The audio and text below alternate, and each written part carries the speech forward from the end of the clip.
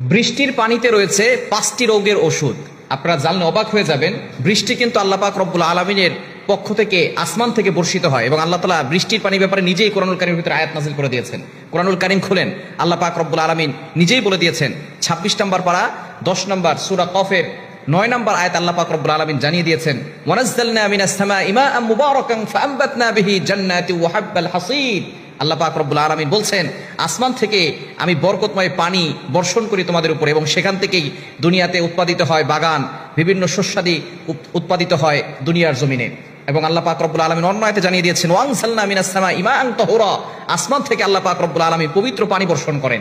এই বৃষ্টির পানির ভিতরে কিন্তু অনেক উপকার রয়েছে, এটা আমরা অনেকেই জানি না। বৃষ্টির পানি 1 নাম্বার, যখন কোনো ব্যক্তি এটাকে আবার পরিষ্কার পরিচ্ছন্ন করে ভালো করে ছেঁকে তারপরে খেতে হবে। যদি কেউ বৃষ্টির পানি খেতে পারে তার হজম শক্তি বৃদ্ধি পাবে।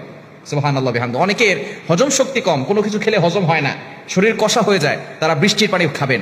ভালো করে ছেঁকে যদি বৃষ্টির পানি আপনি খেতে পারেন, দেখবেন আপনার হজম শক্তি বৃদ্ধি পাবে। এটা আল্লাহ তাআলার পক্ষ থেকে পবিত্র পানি আল্লাহ পাক রব্বুল আলামিন মানুষের জন্য দুনিয়াতে প্রেরণ করেন। সুতরাং 1 নাম্বার হচ্ছে আপনার হজম শক্তি বাড়াবে। 2 নাম্বার হচ্ছে জটিল ও কঠিন রোগ, যেটা আমাদের সমাজের ভিতরে ম্যাক্সিমাম মানুষের আছে, সেটা হচ্ছে চর্মরোগ। বিভিন্ন ধরনের চুলকানি হয়, অ্যালার্জি হয়, দাউদ হয়, এই ধরনের সমস্যা অনেকের আছে।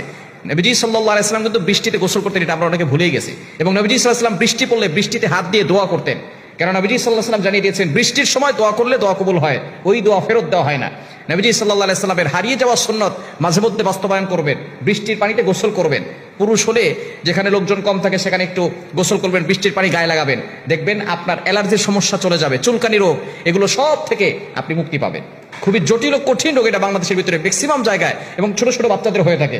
যদি ঠান্ডা লাগার আশঙ্কা না থাকে, জ্বর হওয়ার আশঙ্কা না থাকে, তাহলে আপনি অবশ্যই বৃষ্টির পানিতে গোসল করার ট্রাই করবেন, দেখবেন আপনার চর্মরোগ থেকে আপনি বাঁচতে পারবেন ইনশাআল্লাহ। 3 নাম্বার হচ্ছে বিভিন্ন ধরনের ত্বকের সমস্যা হয় আমাদের এবং চুল পড়ে যাওয়ার সমস্যা হয়। বৃষ্টির পানি দিয়ে যদি আপনি গোসল করেন, দেখবেন আল্লাহ পাক রব্বুল আলামিন আপনার চুল পড়া বন্ধ করে দিবেন এবং ত্বকের সমস্যা দূর করে দিবেন। এই জন্য বৃষ্টির পানিতে মাঝে মধ্যে গোসল করবেন এবং বৃষ্টির পানি সংরক্ষণ করে ভালো করে ছেঁকে তারপরে ওই পানিগুলো খাওয়ার চেষ্টা করবেন। 4 নাম্বার হচ্ছে ক্যান্সারের যে কোষগুলো আছে এগুলো বৃষ্টির পানি নষ্ট করে দেয়। বৃষ্টির পানি যারা খায় তাদের ক্যান্সারের যে বড় রোগ তার কোষগুলো বৃষ্টির পানি নষ্ট করে দেয়। এবং 5 নাম্বার সবচেয়ে গুরুত্বপূর্ণ, সেটা হচ্ছে রোগ প্রতিরোধ ক্ষমতা বাড়ায়। আমাদের সমাজের ম্যাক্সিমাম মানুষের রোগ প্রতিরোধ ক্ষমতা কম। আমরা বিভিন্ন ধরনের মৌসুমী যে ফলগুলো আছে এই ফলগুলো খেতে চাই না, বিশেষ করে অনেকে কাঁঠাল খায় না, অনেকে তরমুজ খায় না, আম বড় পছন্দ করে। হ্যাঁ, আপনি প্রত্যেক মৌসুমের ফল কিছু না কিছু খাওয়ার চেষ্টা করবেন। একটা তরমুজও হলে আপনি খাবেন। যখন ফলের মৌসুম আসে তরমুজের একটা ফল হলেও আপনি খাওয়ার চেষ্টা করবেন। যখন কাঁঠালের মৌসুম আসে খাবেন, কেননা এটা আপনার রোগ প্রতিরোধ ক্ষমতা বাড়াবে। ঠিক তদ্রুপভাবে এই বৃষ্টির পানিও আপনার রোগ প্রতিরোধ ক্ষমতা